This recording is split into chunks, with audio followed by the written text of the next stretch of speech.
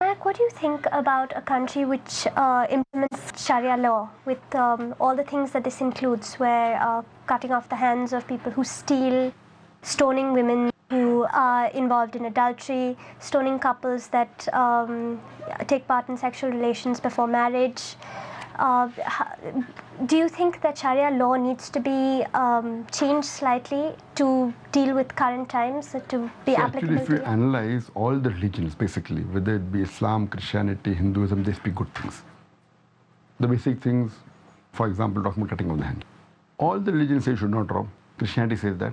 Hinduism says, Islam says the same. But the difference between Islam and the other religions is that Islam, besides telling you to do good things, it shows you a way how to achieve the state of goodness. Hinduism and Christianity say don't rob. Islam says the same. But Islam shows you a way how to prevent people from robbing. Islam has a system of zakat that is every rich person who has a saving of more than 85 grams of gold, he or she should give 2.5% of his saving every lunar year in charity. So if every rich person gives 2.5% of his saving in charity, poverty will be eradicated from this world. There will not be a single human being who will die of hunger. After this, the Quran says in Surah Ma'idah chapter 5 verse 38 that if anyone robs, chop off his or her hand as a punishment. Many people will say the chopping of the hands in this age of science and technology is a barbaric law, it's a ruthless religion. And they think that if you go to Saudi Arabia where this law is practiced, anyone who robs, chopping of the hand, they think that every second person they'll come across will have his hand chopped off. Believe me, I have been to Saudi Arabia more than 50 times. I have not come across a single human being whose hands have been chopped off. Not that no one's hands have ever been chopped off, but it's not as common as they think it is. There will be few people whose hands have been chopped off, but the law is so strict that a person will think a million times before robbing. Now, I am asking a question. Today, we consider America to be one of the most advanced countries in the world. Do you know it has one of the highest rates of robbery and theft?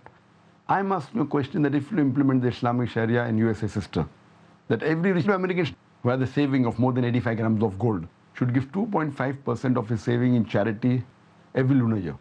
After that, if anyone robs, chop off his or her hand as a punishment. I am asking you the question that will the rate of robbery and theft in USA, will it increase, will it remain the same, or will it decrease? Will it increase, will it remain the same, or will it decrease? It is a practical law. That's the reason the least rate of theft in any country in the world is Saudi Arabia. Not that the Saudi police is very good and intelligent, but the law is so strict that a robber will think a million times before robbing. Here what happens if you rob, you get caught, you bribe the police, you get away, nothing happens. So here the law is so strict and they know that if they're caught, the hand will be chopped off.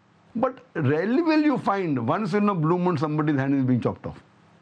Here you find there are hundreds of robbery, thousands of robbery every day.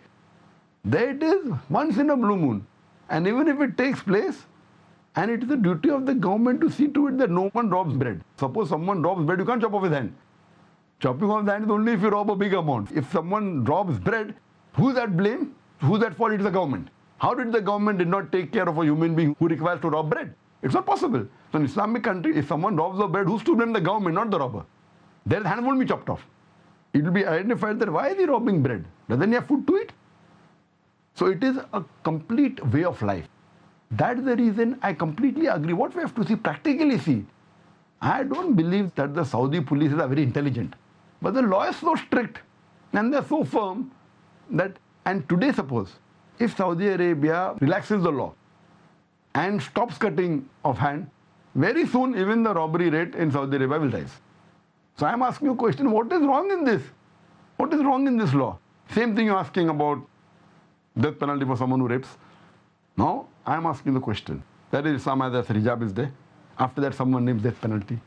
I have asked this question to thousands of non-Muslims. I'm asking you, brother, that God forbid someone rapes your mother or someone rapes your sister. And if the rapist is brought in front of you, what punishment will you give him? I'm asking, suppose you are made the judge and someone rapes your mother, God forbid, just hypothetically, and if you are made the judge and if the rapist is brought in front of you, what punishment will you give him? At that point of time, I may be angry. What will you do? Someone rapes your mother, and if the rapist is brought in front of you and you are made the judge, and you are asked that whatever punishment you give, since you are the judge, I'll give the rapist. What punishment will you give him? I can attack him. What will you do? So what punishment will you give? You have to attack. You have to give the punishment. Punishment will be executed by the police. Suppose you are made the judge. What punishment will you give him? Sister, if you are made the judge, and if someone rapes your mother, what punishment will you give to the rapist? Probably a life sentence. Life sentence. I have asked this to thousands of non-Muslims. All have given the same answer. Some go to the extent of saying we'll torture him to death. Sir, don't you think about suppose someone